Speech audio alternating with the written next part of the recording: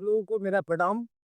और आज मैं बहुत ही बढ़िया वीडियो बनाने वाला हूँ बीएड कोर्स के ऊपर, क्योंकि अभी पूरे देश में बीएड को लेके बड़ा हलचल मचा हुआ है और बच्चे भी बड़े परेशान हैं, बिल्कुल पानी की तरह ठहर गए हैं कि आखिर बीएड का क्या होने जा रहा है।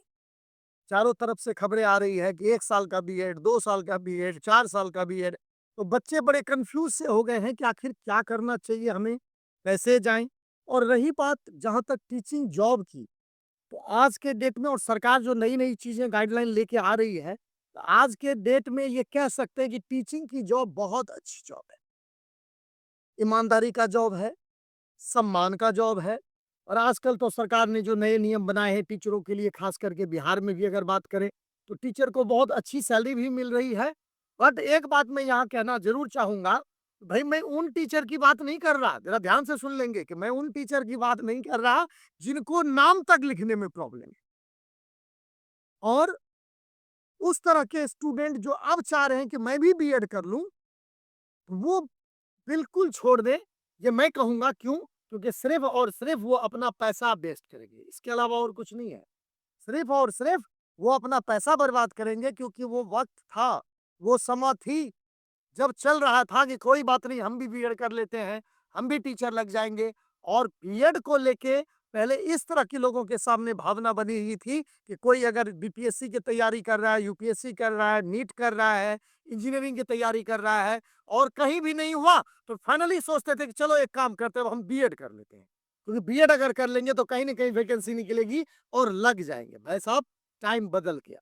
आज मैं थोड़ा डिटेल में भी बात करूँगा, ध्यान से सुनिएगा और अंत तक सुनिएगा कि टाइम बिल्कुल बदल गया।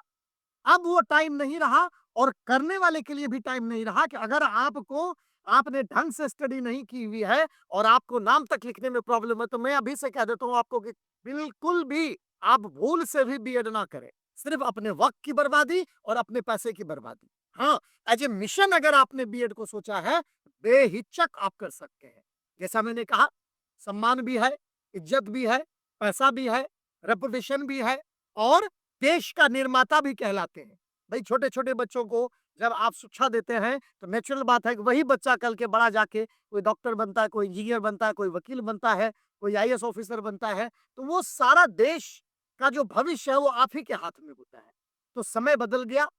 और रही बात कि बीएड को लेके जो बच्चे कन्फ्यूज़ हैं कि हम बीएड अभी करें, ना करें, 1 साल का बीएड, 2 साल का बीएड, 4 साल का बीएड, तो मैं आप लोगों को एक चीज़ क्लियर बता देता हूँ कि अगर हम 2025 की बात करें, तो 25 में कोई भी बीएड जो है अभी फ़िलहाल 1 साल की कोई होने वाली नहीं है।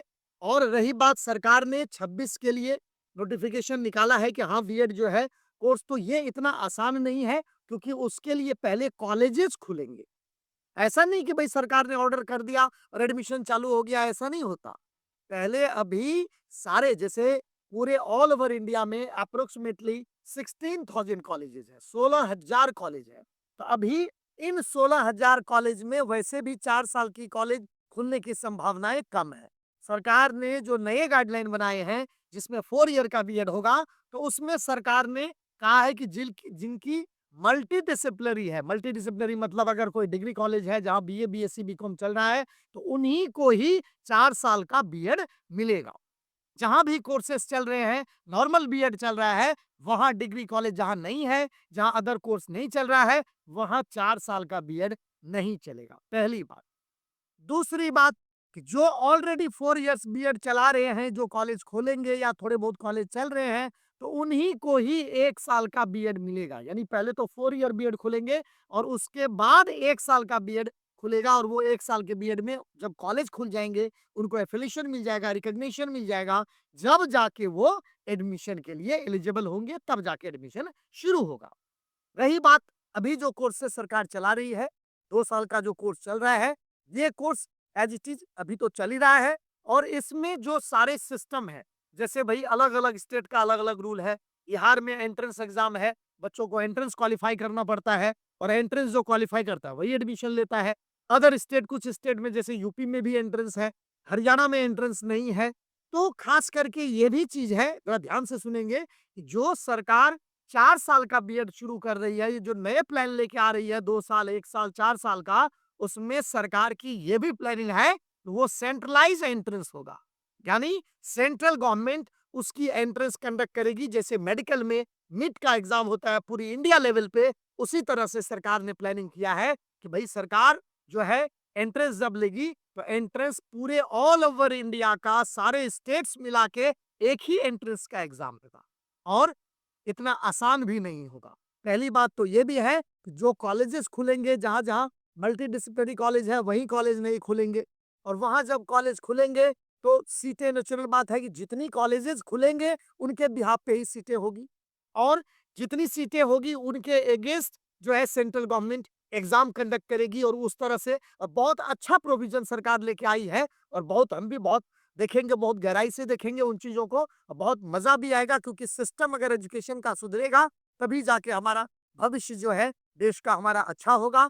तो बच्चे ये डिसाइड कर सकते हैं कि भाई जो अभी जो सरकार 2025 में अलग अलग स्टेट अपना एंट्रेंस का, जहां भी एंट्रेंस है या जहां भी विदाउट एंट्रेंस का एग्जाम है, तो सरकार ऑलरेडी कई स्टेट में नोटिफिकेशन निकाल दी है। जैसे बिहार में भी ऑलरेडी एंट्रेंस का जो है अभी चल रहा है, मेरे ख्याल से शायद 4 मई तक है, पता नहीं कब तक डेट है।